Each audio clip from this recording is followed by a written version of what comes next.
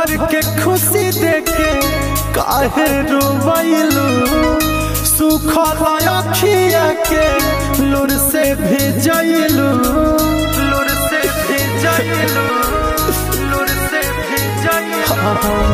पल भर के खुशी देके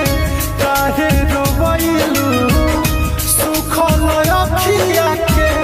लुर से भेजैलू कवना जनमवा के बदला चुकैलू कवना जनमवा के बदला चुकैलू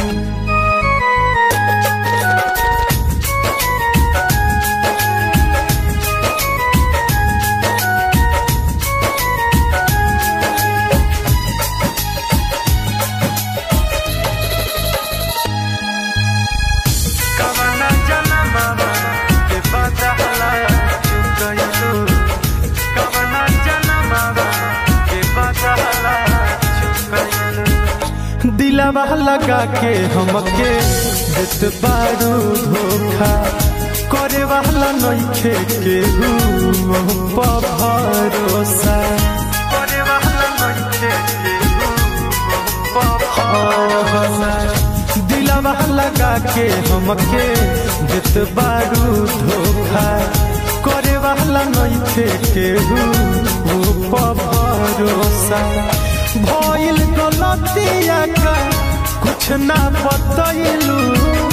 पल भर में हमारा के गैर बनैलू कवना जनमवा के बदला चुकैलू कवना जनमवा के बदला चुकैलू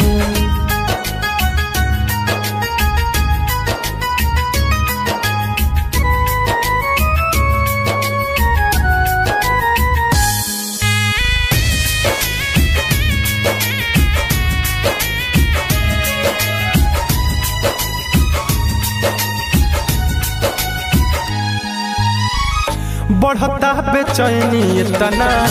होखता दुख हो लगता कि मर जाइब हम यही कहो लगता कि मर जाइब हम यही बढ़ता बेचैनी इतना होखता दुख हो लगता कि मर जाइब हम यही कहो दीपक दीवाना से हथवा छोड़लू राइटर रामाधार पूछे बदल काहे गईलू कवना जनमवा के बदला चुकैलू कवना जनमवा के बदला चुकैलू।